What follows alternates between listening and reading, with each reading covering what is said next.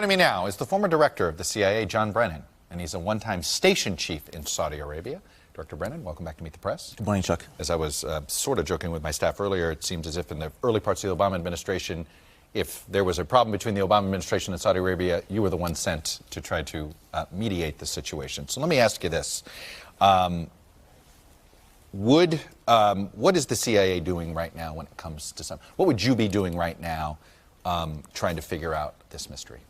Well, I'll be working with our longstanding partners, the Turkish intelligence officers, as well as Saudi intelligence officers and others, to see what information they might be able to share with us, but also looking at what types of other collection capabilities that we have, and going back into systems and databases and to see whether or not there are any indications of what might have happened when Jamal Khashoggi went to the Saudi consulate. We have pretty tight intelligence sharing with the Saudis, do we not? Yes. Mm-hmm. How likely is it that we would have a hint that they had some issue with Khashoggi, that maybe they were going to arrest him or maybe they were going to detain him? How likely is it that we had some clue about something? Well, I think it was pretty open that the Saudi government had issues with Jamal Khashoggi because of his writings.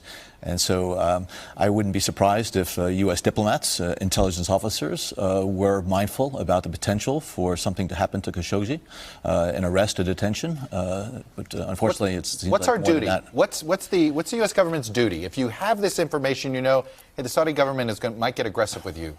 Mm-hmm. Be careful when you know he was a U.S. resident, but he was a Saudi citizen. Do we have a duty to warn him?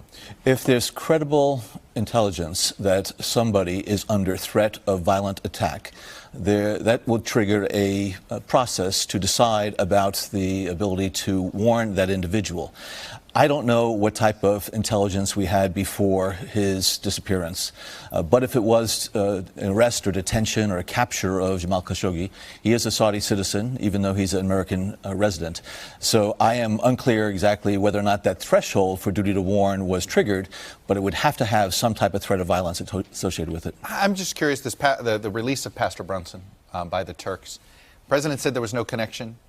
Any connection here? Could there be some sort of, this is the Turks' way of trying to get a little more on the U.S. side because maybe they want the United States to believe their version of events here? Is there any connection you see? I think one can make the argument that the Turks are trying to improve relations with the United States, not just for this issue, but also just more broadly, particularly on the economic and the political front. The coincidence of the two in terms of Khashoggi's disappearance and Brunson's release is sort of interesting, but I don't know what it was that might have been brokered between Ankara and Washington. There's a lot of people who seem to be pretty confident that this was likely an order from MBS and the government in Saudi Arabia. Where are you on that? Well, I think there are 2 points. If Khashoggi had disappeared in Turkey when he was at a hotel or a private residence, I think there is plausible deniability on the part of the Saudi government. But he disappeared when there is video evidence of him being at the consulate, the Saudi consulate, a diplomatic mission under the full control of Saudi Arabia. So their denials ring hollow, very much ring hollow. To go after a permanent resident of the United States who writes for the Washington Post and doing it on foreign soil at a diplomatic mission, to me it would be inconceivable that such an operation would be run by the Saudis without the knowledge of the day-to-day decision maker of Saudi Arabia. That's Crown Prince Mohammed bin Salman. I think it is just beyond reality. And so I think it's up to the Saudis now to explain what actually happened. Would it matter if their explanation is this was a rendition gone wrong? This was an accident. We didn't, quote, mean to kill him. Well, I think there has to be a full accounting of it, and I think there have been calls for some investigations now. King Salman, Mohammed bin Salman's father, has had a long-standing reputation of being fair, pious, but also meting out justice to members of the royal family. And there have been princes in the royal family in the past who have been held to account for some transgressions of the law, including executions. So I think it's going to be up to King Salman, if he has the mental capacity right now and the political strength. You said if. You don't think the king has mental capacity right now?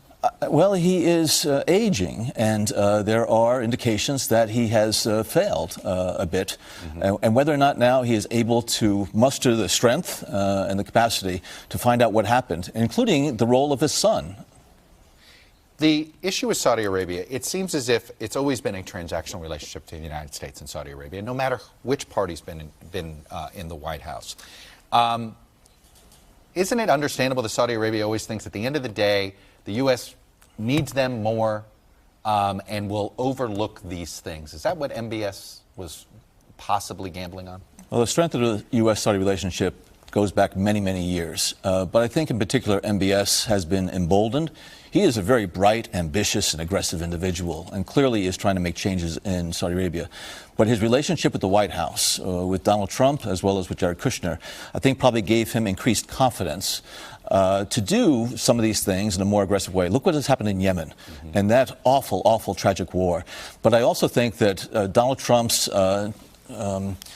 siding up to authoritarian leaders around the globe, the Kim Jong-uns, the Dutertes, and others. Donald Trump's condemnation of the press that's critical of him.